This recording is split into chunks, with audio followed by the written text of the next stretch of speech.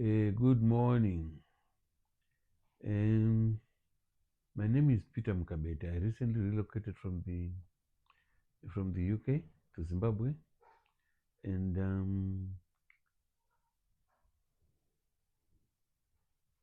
last week I did make a video in which I did tell you the reasons why I took the decision to relocate to Zimbabwe. So, as an afterthought, I thought it makes it the video made it look easy that once the decision had been made, everything was going smoothly. But that's not the case. I thought there's some details that you needed to know. The most important detail that I left behind, that I didn't discuss, that I haven't discussed with you, Kutiko, how do you negotiate with your partner, or how to negotiate with your partner, unoudza sei mudzimai wako, how do you get her to be part of the decision? So for me, once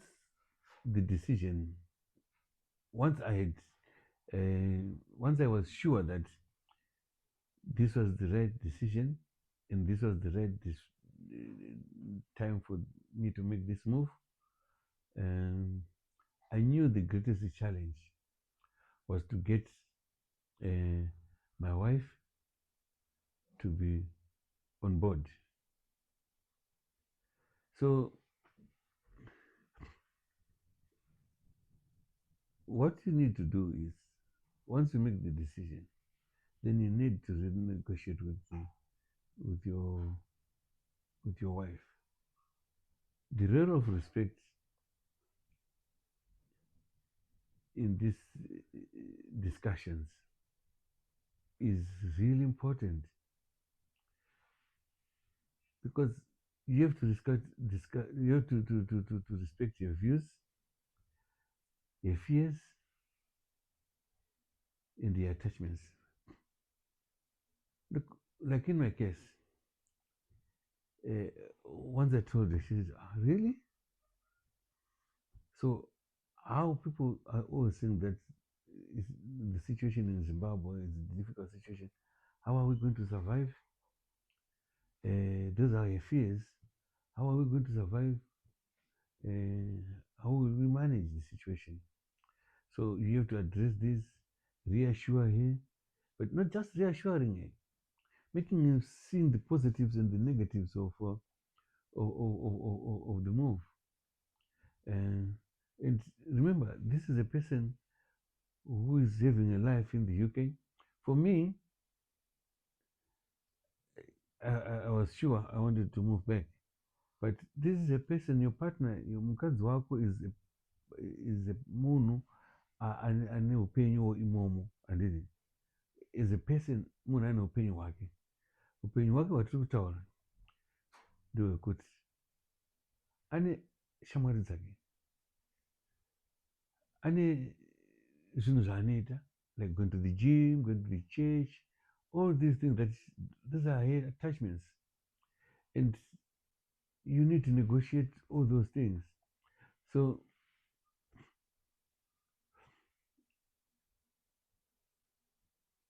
you have to sell the vision to her. You don't have to force the decision on her. Don't worry. One thing that you have to do in this case is you have to be patient, and you have to be persistent.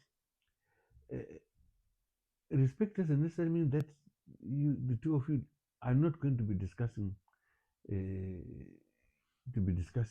the issue. Respect is that you discuss it, but you do it respectfully, taking your views on board. You have to sell the vision. That there's no other way. Sell the vision to her. Do not force the decision on her.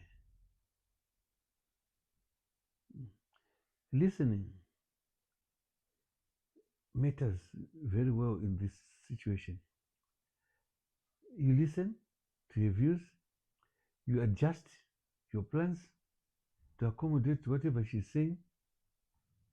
So, in my case, as part of selling the ideas, what really helped me was uh, the videos that are made by Kundai Chatima and the Billiard, the young man Billiard, Kevin Billiard. The videos helped because once these two guys, two young men, have made a lot of videos on returning from the diaspora, highlighting the projects that others are doing at home, and how successful they they are with those videos, with those projects. So once I introduced to those videos, well, I think she started exploring them, watching them, seeing them, and sometimes she would actually start the discussion.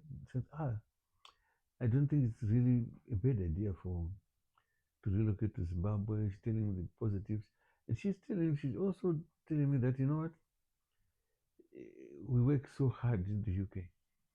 The shift pattern, she's discussing that to say what, look, I could do other things that are better at home. So eventually, she came around, and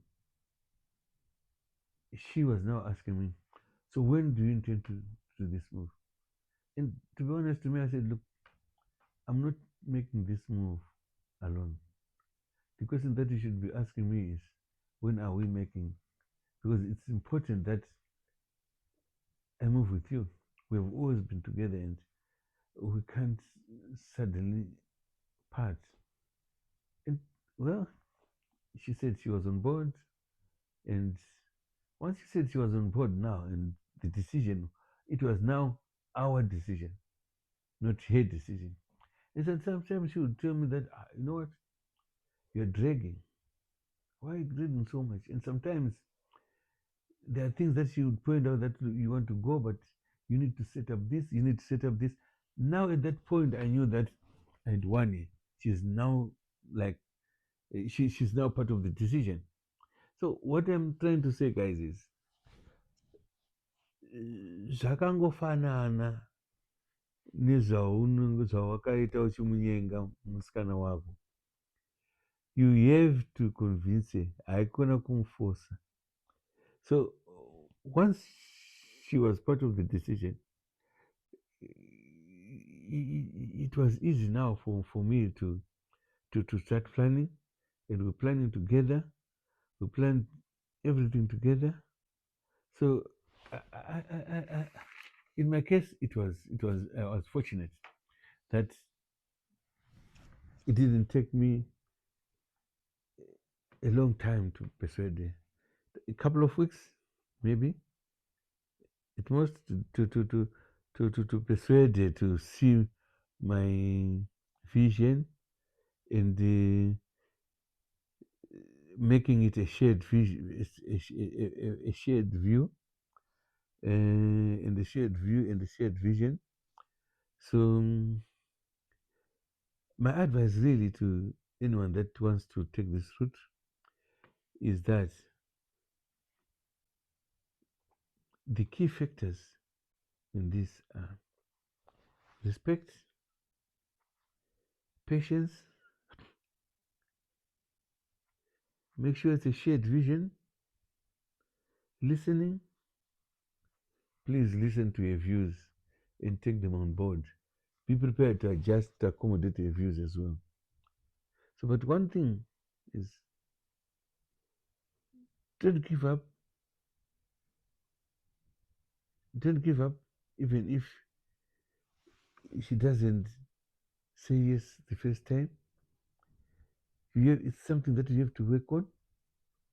Keep on discussing it with your partner until she comes around.